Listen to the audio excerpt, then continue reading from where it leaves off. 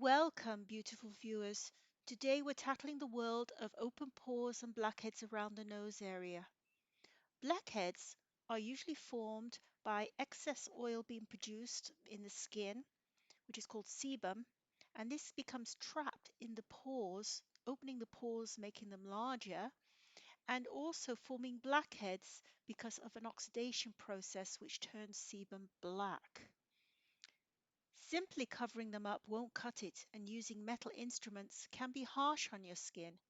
Instead, opt for a gentler approach, using a tissue wrapped over two fingers. Once the accessible blackheads are taken care of, it's time to nurture your skin. Wipe over the area with a gentle alcohol-free toner and apply a cream that is free from heavy oils and shea butter. So a light cream that can heal and nurture your skin. Now with your skin prepped, let's transition into applying foundation. Here's your immediate action plan.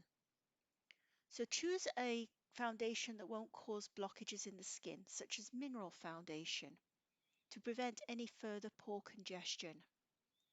Apply the foundation evenly using a concealer brush, pressing it into the skin firmly. This particular foundation I'm using also happens to cover up redness as well. Once that's done, you then blend with your fingertips into the skin. Your fingertips contain natural oils and help with the soothing out and also pushing the foundation into the pores and making them invisible to the eye. And you can keep repeating this process if additional coverage is required.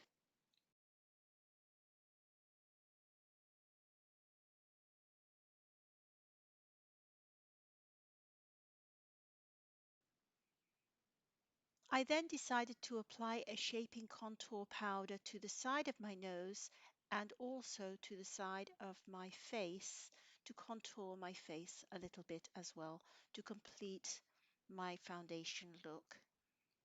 So there you have it, beautiful viewers.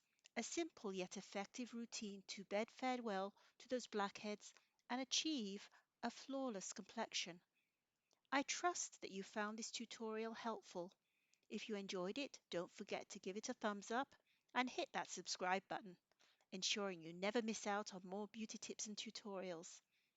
Until next time, stay beautiful and confident.